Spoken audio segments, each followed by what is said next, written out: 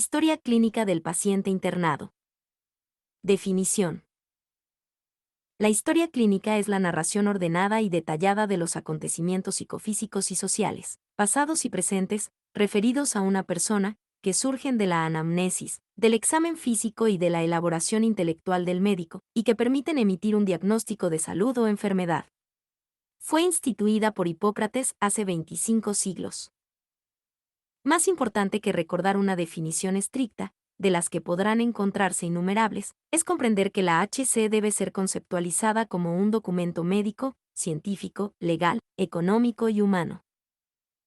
La HC es un documento médico, ya que refiere las características de la enfermedad desde un punto de vista médico, descripción de los hallazgos semiológicos, configuración de síndromes, medidas diagnósticas y terapéuticas implementadas, etc.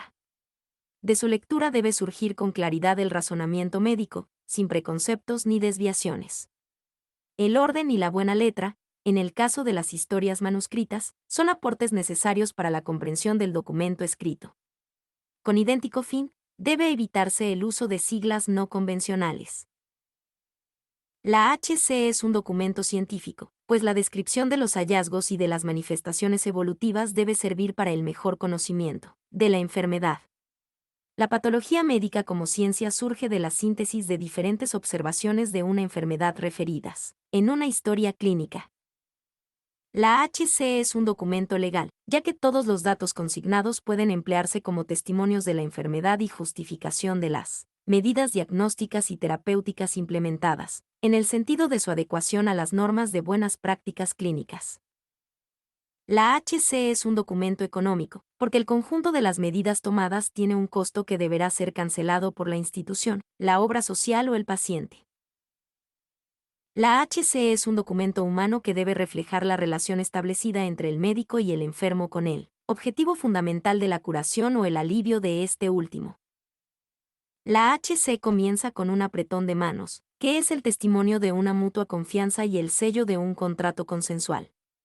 Este apretón de manos, junto con la observación de la cara y del aspecto general del enfermo, también proporciona al médico datos sobre el estado de salud de aquel. La actitud del médico debe ser la de máxima alerta, para no pasar por alto ningún detalle que pueda servir para un mejor conocimiento de su paciente. Estructura. La estructura básica de la HC es la siguiente: anamnesis, examen físico, resumen semiológico, consideraciones diagnósticas, evolución diaria y la epicrisis. Se desarrollarán a continuación. Anamnesis. Es la indagación por medio de preguntas acerca de las características de la enfermedad y de los antecedentes del paciente.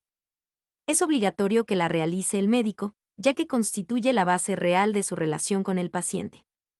Durante la anamnesis, el médico debe mantener una actitud de atención para captar todo lo que refiere el enfermo.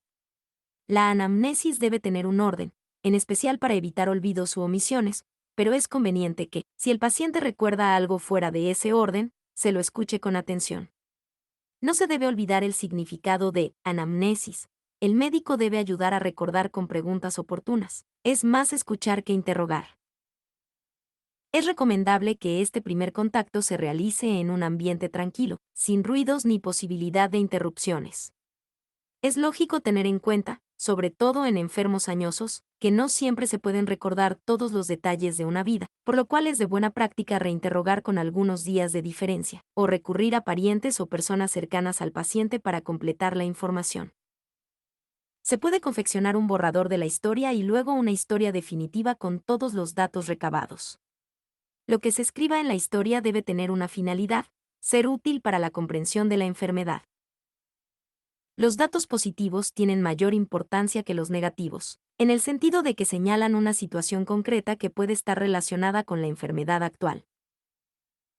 En la redacción, es de buena práctica no emplear el lenguaje del paciente, sino el de la medicina, que cuenta con un riquísimo vocabulario. Sin embargo, este vocabulario técnico no debe trasladarse al diálogo con el paciente.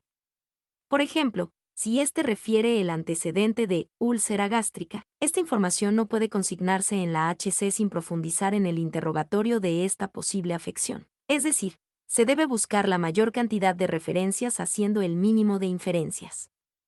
Tampoco se le puede preguntar si ha padecido úlcera gástrica, pues puede desconocer este término y seguramente su respuesta será negativa, aunque haya tenido síntomas compatibles con ella. Por otro lado, no debe aceptarse sin más la causalidad de los fenómenos descritos por el enfermo, ya que puede orientar hacia caminos erróneos. Por ejemplo, yo siempre tengo mala digestión porque de chico tuve hepatitis. Datos personales. Bajo este acápite se colocan los datos que identifican al enfermo desde un punto de vista civil, como nombre, edad, estado civil, nacionalidad, ocupación, domicilio y persona responsable, en caso necesario. Este último ítem se torna imprescindible en la situación del adulto mayor no autosuficiente. En este caso, la persona responsable tiene que ser su auténtico cuidador. Asimismo, estos datos deben servir para el mejor conocimiento del enfermo y de la enfermedad. Así, el nombre y la nacionalidad pueden orientar al origen étnico, el sexo y la edad, hacia las distintas posibilidades patológicas dependientes de estos dos factores, el domicilio, sobre la patología geográfica, y la ocupación, sobre las enfermedades vinculadas al trabajo. Motivo de consulta. El motivo de consulta o internación es la portada médica de la historia clínica y debe tener como finalidad dar, en pocas palabras, una orientación hacia el aparato o sistema afectado y la evolución del padecimiento. En tal sentido, no se deben consignar diagnósticos, sino los síntomas o signos y su cronología. Así, por ejemplo, tos, fiebre y expectoración de 3 días de evolución, indica un proceso respiratorio agudo, o dolores y deformidad de las articulaciones de la mano de 3 años de evolución, orienta hacia una enfermedad articular crónica. Es frecuente que en el motivo de ingreso se escriba, enviado por el Dr. NN para su diagnóstico y tratamiento. De más está señalar que esta frase carece de valor médico, dado que no se menciona el problema que llevó al enfermo a consultar con un profesional. En casos especiales, la internación tiene como finalidad la realización de un procedimiento diagnóstico o terapéutico y este será el motivo de la internación. Se debe tener en cuenta que los síntomas o signos que el paciente refiere como queja principal no siempre coinciden con el motivo de la internación, que en última instancia implica una elaboración intelectual del médico que integra lo relatado por el paciente, los hallazgos del examen físico y los exámenes complementarios iniciales. Por ejemplo, a un paciente que consulta solo por padecer anorexia y astenia se lo interna porque en el examen físico se detecta una hepatomegalia con dureza pétrea. En otro caso, ese mismo motivo de consulta inespecífico determina la internación por el hallazgo en el plasma de una cifra de urea de 250 mg/dl. Enfermedad actual. Así como el motivo de consulta o internación debe ser sucinto y no aportar pormenores, en la enfermedad actual se recomienda la redacción precisa y en orden cronológico de todo el padecimiento del paciente, comenzando con las primeras manifestaciones de la enfermedad. Se toma nota de los datos en forma cronológica, dejando que el enfermo exponga libremente, sin interrupciones, los acontecimientos tal cual los ha vivido. Luego se realiza un interrogatorio dirigido a fin de ordenar y completar la exposición. En este apartado no hay que limitar las referencias a los síntomas o los signos, sino que se debe describir todo lo vinculado a la enfermedad, como los médicos que atendieron al paciente, las medidas diagnósticas que se instrumentaron, los tratamientos indicados y cumplidos, su resultado y las modificaciones en la calidad de vida que provocó la enfermedad. Es importante que se cuente con todos los documentos que testimonian las medidas diagnósticas y terapéuticas, implementadas con anterioridad y no repetir innecesariamente procedimientos costosos o de escaso valor para el diagnóstico.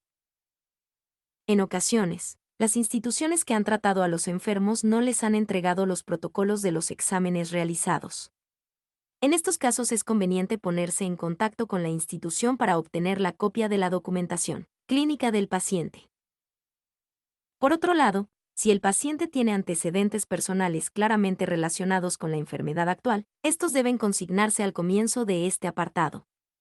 Por ejemplo, paciente con antecedentes de hipertensión arterial, diabetes y dislipidemia que en el día de la fecha presentó dolor retroesternal.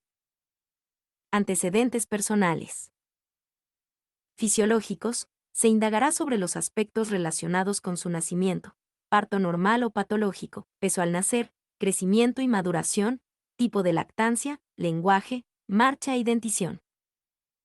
En la mujer se consignará la edad de la menarca, el ritmo menstrual, la fecha de la última menstruación, el comienzo de las relaciones sexuales, los embarazos, los partos y la lactancia.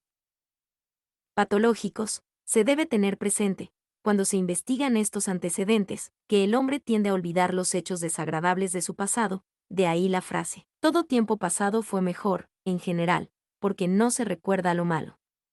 Las enfermedades forman parte de los hechos negativos y hay una tendencia natural a no recordarlas. Esto significa que la anamnesis debe ser cuidadosa y repetida. Para establecer la posibilidad de enfermedades, conviene preguntar cuándo se han realizado consultas médicas, o bien si hubo alguna internación y la causa que la motivó. Para evitar olvidos u omisiones es recomendable establecer un orden tal como enfermedades de la infancia, enfermedades médicas, antecedentes alérgicos, antecedentes quirúrgicos y traumáticos. Se describirán a continuación. Enfermedades de la infancia. Son las más difíciles de recordar y puede ser muy útil la presencia de algún familiar mayor del paciente para obviar los olvidos. Su antecedente es importante por las secuelas posibles. Así, el sarampión puede determinar la aparición de bronquiectasias, la parotiditis, en su localización pancreática, diabetes insulinodependiente, y en su localización genital, problemas de fertilidad. La rubéola se debe investigar en las mujeres ya que, si no fue padecida, es de buena práctica la vacunación antes de la edad fértil, dado que esta enfermedad puede provocar malformaciones graves al feto si se presenta durante el embarazo. En las personas jóvenes que han sido vacunadas contra la mayoría de estas enfermedades, es lógico que éstas no se hayan padecido.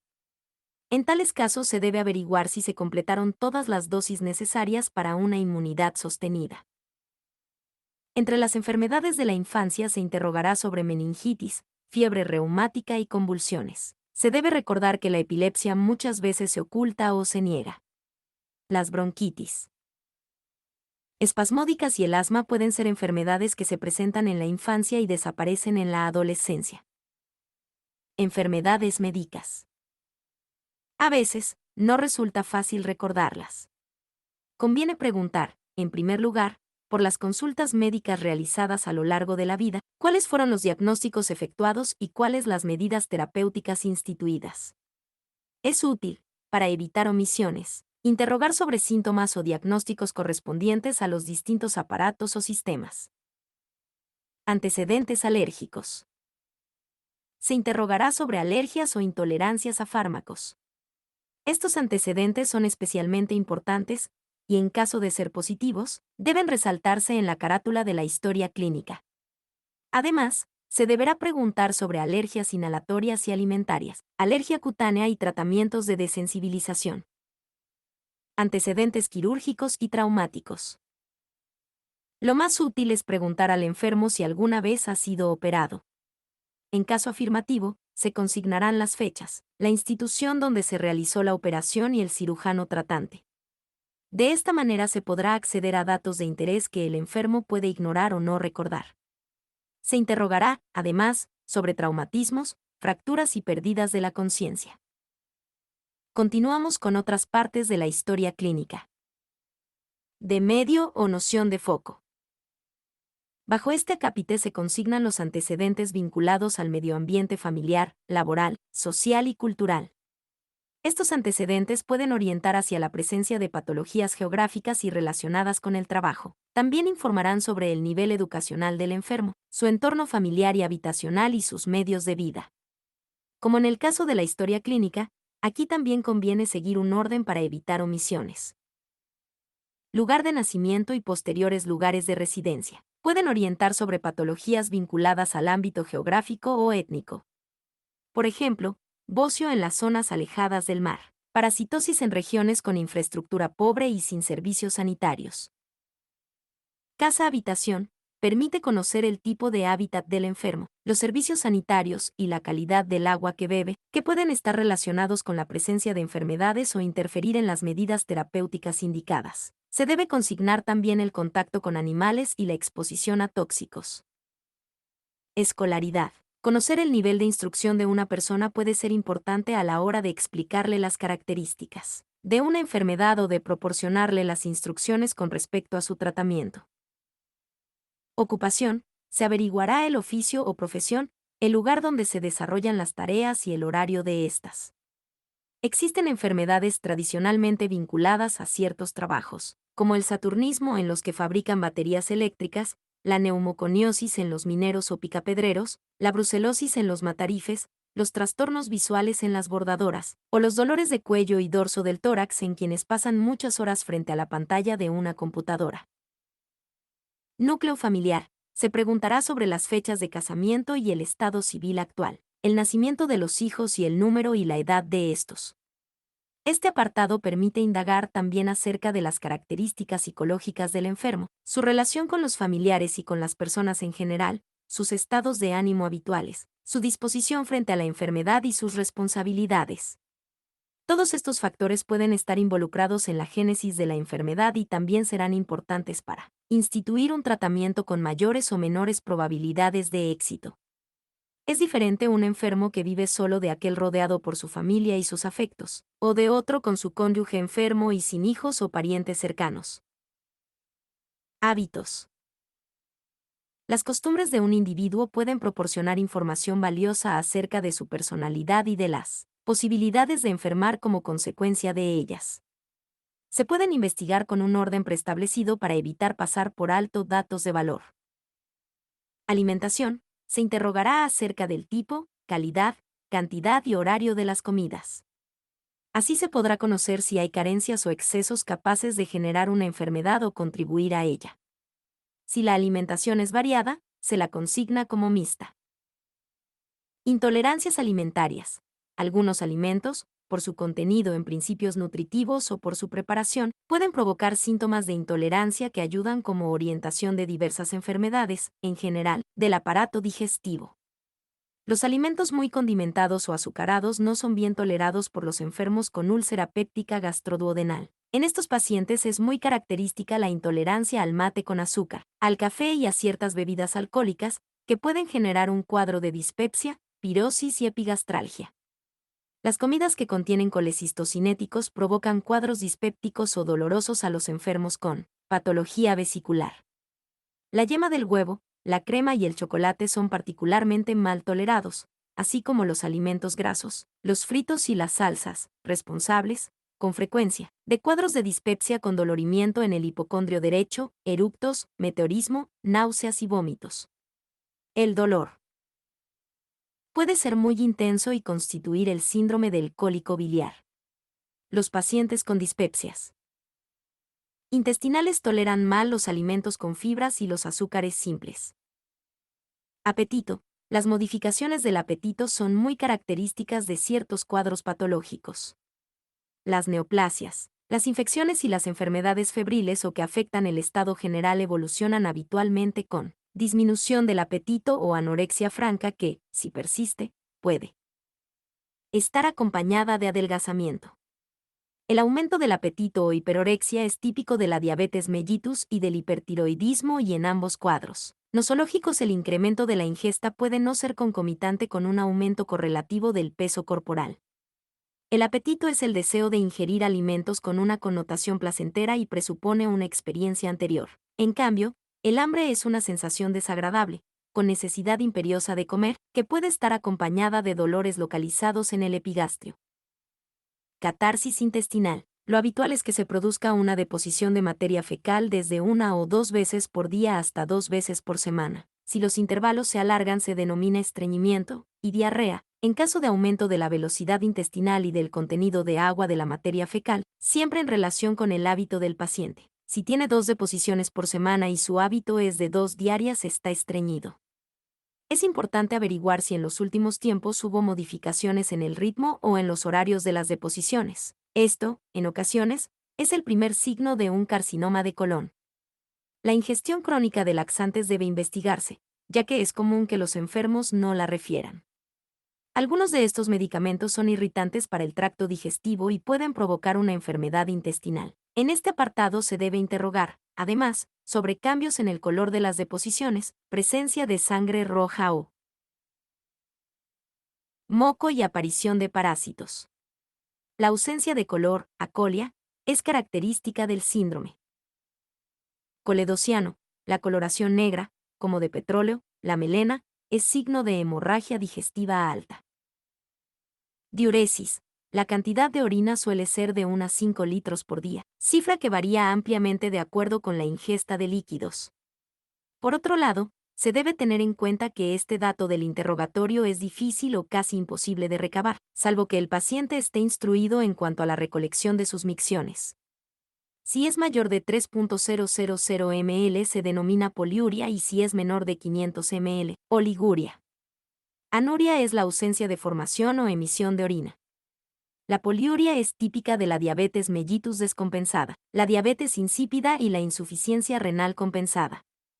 La oliguria caracteriza a la deshidratación, los estados febriles, la insuficiencia renal y la insuficiencia cardíaca. La anuria es signo de insuficiencia renal aguda o crónica en etapas terminales o de obstrucción de las vías urinarias. La polaquiuria es el aumento en la frecuencia de las micciones, y en la mayoría de los casos, la consecuencia de la irritación o infección de las vías urinarias inferiores. La nicturia es el aumento de las micciones durante la noche. La disuria es el trastorno o el dolor durante la emisión de orina y es un signo de infección urinaria baja. Es importante preguntar sobre los cambios en el hábito y las modificaciones en la frecuencia, el color, el olor, la espuma, también sobre la presencia de turbiedades o sustancias en suspensión. La hematuria es la presencia de sangre y la coluria, la presencia de bilis. La incontinencia urinaria es la incapacidad para retener voluntariamente la orina. Es fisiológica en el lactante y frecuente en algunas enfermedades neurológicas y en la vejez. Sueño. Lo habitual, en el adulto, es el sueño nocturno de 8 horas, con variaciones según edad, trabajo, etc. Así, los lactantes duermen hasta 20 horas por día, en tanto que en los ancianos es frecuente dormir 4 o 5 horas. La hipersomnia, dormir más de lo habitual, puede deberse a distintas enfermedades, como la diabetes, el hipotiroidismo y la uremia, pero se debe indagar sobre la ingestión de sedantes. El insomnio es la falta de sueño. Hay dos tipos principales. El insomnio de conciliación, en el que cuesta conciliar el sueño y que se debe en muchas ocasiones a preocupaciones, y el insomnio de terminación, en el que el paciente se despierta temprano y no puede retomar el sueño. Es característico de los ancianos y también puede ser un signo de depresión. La somnolencia puede ser normal en las personas recién despiertas o en trance de dormir, pero puede ser también un signo de trastornos neurológicos o metabólicos. Bebidas alcohólicas. Se debe recordar que el alcohol proporciona 7 calorías por gramo y que, al mismo tiempo, tiene potencialidad tóxica neurológica y digestiva. Es habitual que la ingesta exagerada de bebidas alcohólicas se disimule, se oculte o se niegue. Abstemio es aquel que no ingiere bebidas alcohólicas. La dependencia del alcohol configura una enfermedad social por sus implicaciones para el desarrollo armónico de un individuo y sus responsabilidades sociales. Desde un punto de vista estrictamente médico, la patología que produce es la afectación del sistema nervioso central y periférico, las hepatopatías tóxicas y las gastritis. También puede ser causa de desnutrición. Hay divergencias con respecto a qué cantidad de alcohol se considera perjudicial para la salud, pero la OMS define que lo es una ingestión diaria de más de 40 a 60 g en el hombre y de 20 a 40 g en la mujer. Las bebidas alcohólicas se dividen en 4 categorías: fermentadas, destiladas, absínticas y los vermuts. Infusiones. Las más habituales son el té, el café y el mate. El café puede provocar gastritis, taquicardia e insomnio, mientras que el mate es muy mal tolerado por los ulcerosos, en especial si es azucarado. Se debe recordar que el azúcar tiene 4 calorías por gramo, razón por la cual los habituados a tomar mate de bombilla azucarado varias veces por día pueden tener una sobrecarga calórica importante. Tabaco. Es uno de los principales factores de riesgo cardiovascular y está involucrado en la génesis de diversas neoplasias malignas, en especial las del aparato respiratorio. El fumador presenta un riesgo de cáncer de pulmón 17 veces mayor que el no fumador, sobre todo si fuma cigarrillos. En los fumadores de cigarros o de pipa aumenta el riesgo de cáncer de boca, Por otra parte, estas formas de tabaco tienen un tenor de nicotina mayor, por lo que el riesgo cardiovascular se incrementa, dado que el alcaloide se absorbe por la mucosa bucal. Se debe averiguar qué tipo de fumador es el paciente, desde cuándo fuma, en caso de que haya abandonado el hábito, cuánto hace que no fuma. La cantidad que se fuma puede expresarse como cigarrillos barra diagonal día o paquetes barra diagonal año. Esta última, al valorar también la duración del tabaquismo, sirve para estimar el riesgo de desarrollo de EPOC y de cáncer de pulmón. Drogas. Es uno de los más graves problemas sociales de nuestra época. El consumo de alguna droga ilícita tiene una prevalencia de alrededor del 12% entre la población de alumnos de enseñanza media de la Argentina. Se debe recordar que no hay drogas blandas y duras, ya que todas tienen una capacidad adictógena importante y provocan daños en diversas regiones del organismo, en especial el sistema nervioso. Las sustancias que se emplean con mayor frecuencia son la marihuana, la cocaína, la morfina, la heroína y otros compuestos sintéticos. Lo habitual es que provoquen la destrucción de la personalidad y una serie de trastornos orgánicos graves. Dado que la drogadicción se oculta o se niega, conviene realizar la anamnesis con mucho cuidado y tratando de evitar situaciones embarazosas. Los drogadictos que se inyectan se exponen a otros riesgos, el SIDA y la hepatitis. Medicamentos. Muchas personas tienen el hábito de tomar medicamentos. Los grupos terapéuticos involucrados con mayor frecuencia son los analgésicos, los tranquilizantes y los laxantes. Los analgésicos son una causa frecuente de trastornos digestivos, en especial hemorragias digestivas altas. Los tranquilizantes tomados en forma continuada pueden provocar adicción y cambios en la personalidad. Los laxantes, sobre todo los irritantes, pueden crear hábito y determinar alteraciones intestinales funcionales y orgánicas. Los pacientes que padecen enfermedades crónicas requieren tratamientos medicamentosos en forma permanente. Como todo medicamento tiene acciones principales y efectos secundarios, es conveniente una cuidadosa investigación de los fármacos que se ingieren. Es común que las personas ancianas estén medicadas con numerosos preparados, no siempre con una indicación precisa. En este caso se debe averiguar si el enfermo presenta intolerancias o reacciones alérgicas frente a ciertos fármacos. Hábitos sexuales. Se deberá interrogar sobre las prácticas sexuales, fundamentalmente el número de parejas, la actividad homosexual, las medidas para tener sexo seguro y los métodos anticonceptivos. Además, se preguntará sobre antecedentes de enfermedades de transmisión sexual y alteraciones relacionadas con la práctica sexual. Actividad física. Debido a su importancia como indicador de buena salud, se interrogará sobre la realización de actividad física, su cantidad y calidad.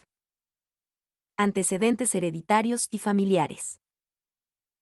En muchas oportunidades el paciente tiene dificultad para recordarlos o bien los ignora.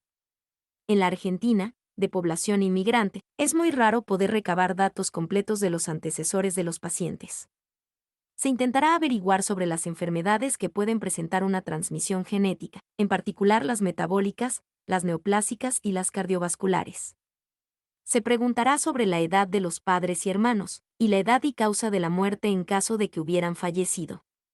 Se construirá y dibujará un esquema de la línea genealógica directa de padres a hijos del enfermo, incluidos los hermanos y el cónyuge.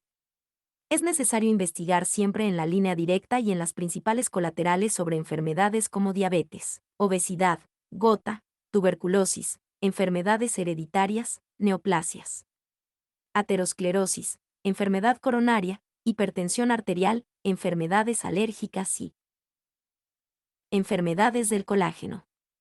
Estos datos pueden ser de valor para dilucidar la enfermedad actual del paciente. Examen físico. La medicina es una ciencia y un arte y, por ende, requiere una técnica para cumplir sus propósitos.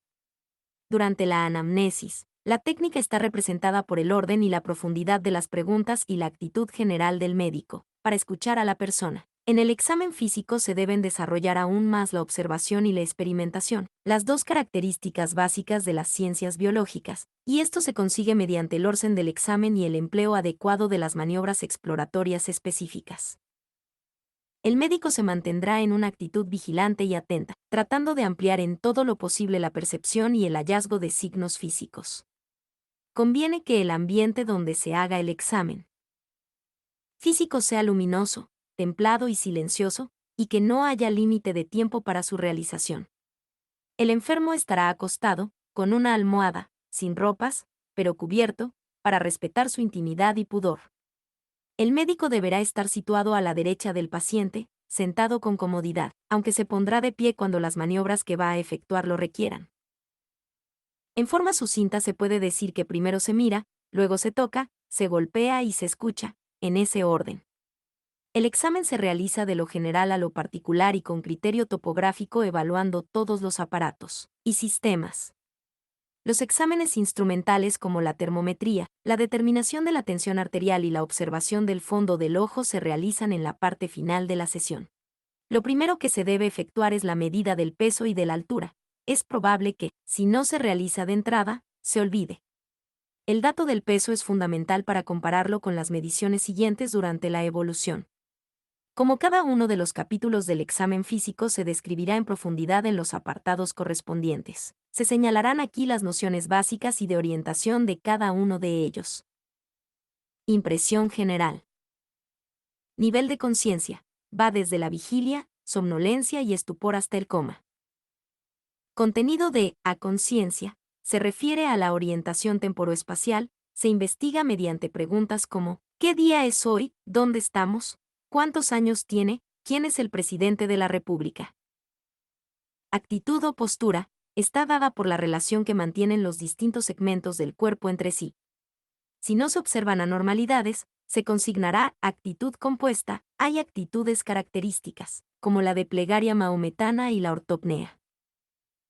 Decúbito se define como la posición que adopta el paciente acostado en la camilla o la cama. Así, se describirá el decúbito dorsal o supino cuando el dorso del cuerpo se apoya sobre la cama, el ventral o prono en caso contrario, o bien el lateral, izquierdo o derecho. Es importante señalar si el decúbito es indiferente u obligado o preferencial, como ocurre en ciertos cuadros clínicos, o bien, activo o pasivo. En el primer caso, el enfermo se moviliza voluntariamente. En el segundo, hay algún impedimento que no permite la movilización activa. Hábito constitucional. Puede ser mediolíneo, longilíneo o brevilíneo. Para su clasificación deben tenerse en cuenta la estatura, la longitud de las extremidades, el perímetro torácico y abdominal, la adiposidad y el desarrollo muscular. A pesar de lo difundido de esta clasificación y su probable asociación con la predisposición a determinadas patologías, no se ha demostrado el valor predictivo diagnóstico del hábito constitucional. Tienen mayor valor determinados hábitos constitucionales adquiridos, como el de Chvostek de la hepatopatía crónica difusa en estadio cirrótico. Facies. Corresponde a la gestualidad, color y simetría del rostro. Cuando no hay alteraciones, se denomina facies compuesta. Hay facies características, como la de jugador de póker del parkinsonismo, la hipertiroidea y la de luna llena del Cushing. Estado de nutrición. Es de difícil evaluación clínica y no puede inferirse solo del peso corporal o la magnitud del panículo adiposo. Requiere una cuidadosa anamnesis alimentaria, el uso de parámetros antropométricos como el índice de masa corporal y el perímetro de la cintura, estudios inmunológicos y otros exámenes de laboratorio. Estado de hidratación o del volumen del líquido extracelular. Se evalúa mediante la inspección y la palpación. Son signos de deshidratación el signo del pliegue y la lengua y las axilas secas. Son evidencias de sobrehidratación el signo de la fobia, que pone de manifiesto la presencia de edema, la quemosis y los derrames en las cavidades. Sistema tegumentario, piel y faneras. Se observará toda la superficie de la piel para percibir cambios de color, tumoraciones, cicatrices u otros elementos dermatológicos. Se observará asimismo el trofismo. En los adultos mayores es habitual la presencia de piel atrófica.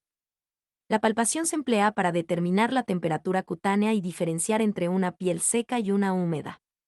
Se denominan faneras todas las manifestaciones pilosas, cabellos craneales, cejas, pestañas, barba y bigote, vello axilar, vello pubiano, vello corporal, las uñas de manos y pies y los pezones.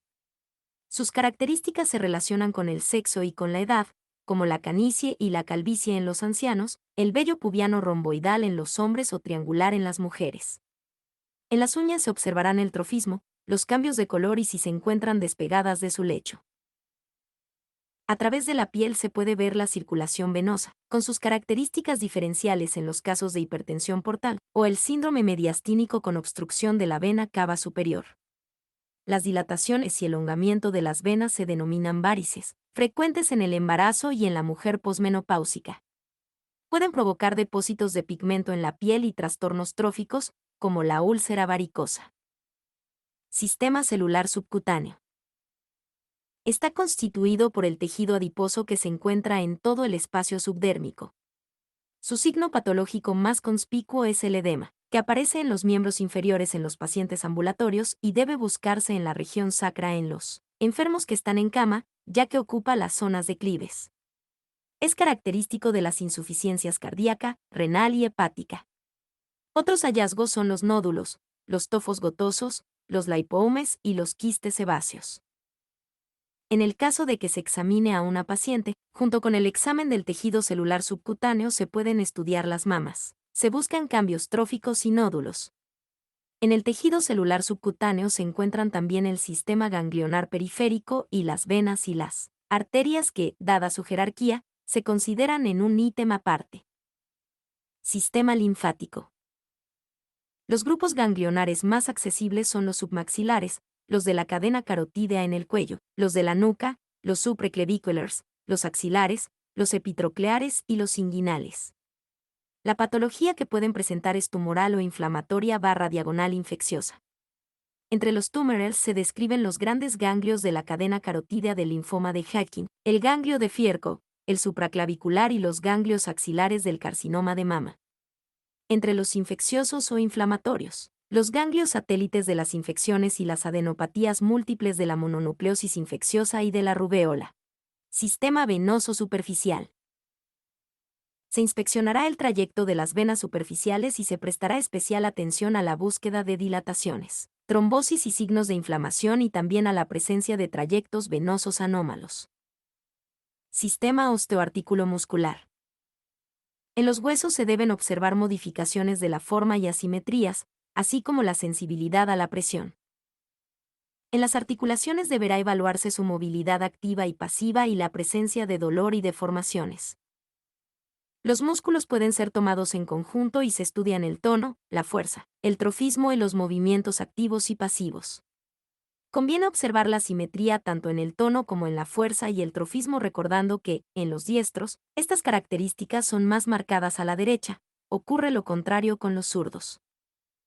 La fuerza se mide oponiéndose al movimiento del enfermo. El tono está aumentado en las lesiones de la primera neurona del sistema piramidal y en las del sistema extrapiramidal. En el primer caso se llama espasticidad y en el segundo, rigidez. El trofismo depende de la edad, la actividad física del paciente y el estado de la neurona motora periférica. La hipotonía es característica de la lesión de la neurona motora inferior. Las atrofias se pueden encontrar en los inmovilizados, en los adultos mayores y en los que presentan lesiones motoras periféricas como la poliomielitis. Cabeza. Se observarán los diámetros longitudinales y transversales. La dolicocefalia es el predominio del longitudinal y la braquicefalia, del transversal. Se estudian los pabellones auriculares y los ojos y sus anexos, las fosas nasales, los labios y la cavidad bucal, el grado de higiene y conservación de las piezas dentarias, la lengua, la mucosa yugal, las amígdalas y las fauces. Se pueden estudiar los pares craneales en este momento o durante el examen del sistema nervioso. Cuello. Se observará su simetría y la presencia de edema, tumoraciones, latidos, ingurgitación yugular y fístulas. La palpación general del cuello permite comprobar la presencia de crepitaciones, adenopatías, bocio, latidos, frémitos y craqueo laríngeo. Para evaluar la movilidad cervical se realizan maniobras de motilidad activa y pasiva, flexión, extensión, lateralización y rotación. La auscultación permite detectar soplos carotídeos y sobre la glándula tiroides. Tórax. En el tórax se examinan los aparatos respiratorio y circulatorio.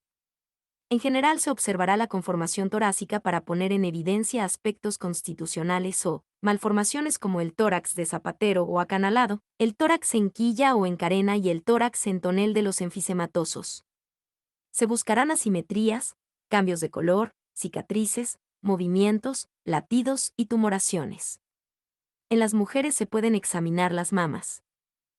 Aparato respiratorio.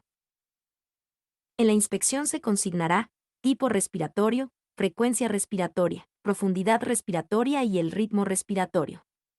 Por último, también se intentará detectar signos de dificultad respiratoria. En la palpación se buscarán cambios de temperatura, nódulos y puntos dolorosos, y se explorará la expansión de los vértices y bases pulmonares, la elasticidad del tórax y las vibraciones vocales. En la percusión se evaluará la presencia de sonoridad, matidez o submatidez en las distintas regiones. Se estudiará la excursión de las bases pulmonares y se percutirá la columna. En la auscultación se estudiarán los ruidos respiratorios normales en las distintas regiones y la aparición de ruidos agregados. La auscultación de la voz también puede proporcionar datos de importancia, como la broncofonía o la pectoriloquia áfona. Aparato circulatorio. En la inspección se observarán los latidos localizados y generalizados.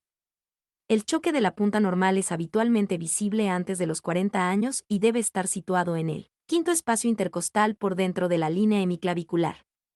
En la palpación se pueden percibir además de los latidos, frémitos o frotes. La percusión del corazón carece de aplicación práctica, y en la auscultación se escucharán los ruidos normales y patológicos, los silencios y los soplos. El examen de los pulsos periféricos se puede realizar en este momento, así como la determinación de la tensión arterial. Abdomen. En el examen del abdomen se investigarán el aparato digestivo y el genitourinario. En la inspección se observarán la forma y simetría y la presencia de cicatrices, circulación colateral y latidos. La palpación debe comenzar con la mano de escultor. Con la mano ligeramente cóncava se realiza una palpación muy superficial de la pared del abdomen. Esta maniobra permite la percepción de la temperatura y ayuda a disminuir el tono de la pared. Luego se tomarán el tono, la tensión y el trofismo de los músculos. Se investigará la presencia de hernias y se explorarán los diversos puntos dolorosos. La palpación profunda permitirá examinar las vísceras huecas y los órganos sólidos. La percusión es útil para el diagnóstico de la ascitis. Mediante la auscultación se certifica la presencia o la ausencia de ruidos hidroaéreos y soplos. Aparato genital. Comienza con la inspección de los genitales externos. En el hombre se palpan los testículos y los epidídimos. La próstata se puede palpar mediante el tacto rectal. En la mujer, el tacto vaginal permite la investigación del útero y los anexos. Sistema nervioso. Se deben investigar las funciones cerebrales superiores, la motilidad activa, fuerza muscular y reflejos, y pasiva, tono y trofismo, y la marcha, la sensibilidad superficial y profunda, y la coordinación estática y dinámica. Los nervios craneales deben evaluarse en forma independiente. Resumen semiológico. Está constituido por los datos positivos de la anamnesis y del examen físico. Resulta más útil cuando está escrito en prosa y cumple una doble finalidad. Por un lado, es una historia clínica abreviada de fácil y rápida lectura y, por el otro, sirve de base para las consideraciones diagnósticas. Consideraciones diagnósticas. En este apartado se fundamentan los síndromes clínicos que surgen de los signos y síntomas reunidos mediante la anamnesis y del examen físico. A partir de estos síndromes se hacen disquisiciones sobre diagnósticos diferenciales y se arriba a uno o más diagnósticos presuntivos. Estos últimos orientarán el plan terapéutico y los estudios complementarios necesarios para alcanzar el diagnóstico definitivo. Evolución diaria. La historia clínica no finaliza con el examen físico, ya que se debe observar la evolución clínica del paciente con posterioridad a su internación. Se debe realizar en forma diaria y en ella se deben consignar datos mensurables: temperatura corporal, peso, diuresis, pulso, presión arterial, frecuencia respiratoria, etc. Cambios que ha sufrido el examen físico del enfermo. Resultado de los exámenes complementarios y fundamentación de otros no previstos en el planteo inicial. Informes de las consultas realizadas a los especialistas. Informe del tratamiento instituido, sus resultados, modificaciones y presentación de reacciones adversas. Evolución general de la signosintomatología que motivó la internación del paciente o que aparece durante esta. Epicrisis. La epicrisis constituye el momento intelectivo culminante de la historia clínica. Se confecciona en el momento del alta o fallecimiento. En ella deberán consignarse los datos del paciente, sus antecedentes patológicos relevantes y la signosintomatología que motivó su internación. Los diagnósticos diferenciales que se plantearon y los exámenes complementarios a que dieron lugar. El tratamiento instituido y los resultados obtenidos. La evolución del enfermo, su estado en el momento del alta y los problemas diagnósticos y terapéuticos pendientes, si los hubiera. Por último, deberá consignarse el diagnóstico de alta, de ser posible con criterio etiológico, anatomopatológico y funcional, el pronóstico del paciente, la terapéutica posalta y su seguimiento. Historia clínica en el adulto mayor. En el adulto mayor, AM, se deben tener en cuenta una serie de factores que dificultan la relación médico-paciente. En primer término, el mayor o menor grado de deterioro de las funciones cerebrales superiores, sobre todo la memoria y la pérdida o disminución de las funciones sensoriales, audición, visión, gusto y olfato. Todas estas alteraciones condicionan el interrogatorio y el examen físico y constituyen, además, una limitación importante del cumplimiento de las medidas terapéuticas. Es fundamental al realizar la anamnesis tratar al paciente de usted y por el nombre, apellido o apodo. A los fines de la empatía, es saludable preguntarle cómo quiere que lo nombren y evitar utilizar el término de abuela o abuelo, que le quita identidad. Se debe tener una actitud activa en el interrogatorio para recabar información sobre los síntomas ocultos como las caídas, la incontinencia urinaria, el deterioro cognitivo, el alcoholismo, la automedicación o la depresión. Con relación al examen físico, se deben explorar el equilibrio y la marcha en los pacientes que deambulen, y en el paciente postrado, las lesiones por decúbito como las escaras. La historia clínica del AM debe contemplar también la funcionalidad, las actividades de la vida diaria y las instrumentales, los aspectos cognitivos y afectivos depresivos. Por otro lado, reviste vital importancia un diagnóstico correcto del contexto social en el que se desenvuelve el paciente. Se deben determinar las características de su núcleo habitacional, si vive solo o en familia, en este último caso, cuánto tiempo permanece solo en el día. Es muy importante tratar de determinar el ingreso económico del paciente y su cobertura médica. En algunas situaciones, el paciente AM está al cuidado de algún vecino o amigo sin parentesco directo, aunque tenga familiares. Se deben identificar estos casos y buscar un contacto eficiente con estas personas porque de ello dependen el cumplimiento y el control de las conductas terapéuticas prescritas.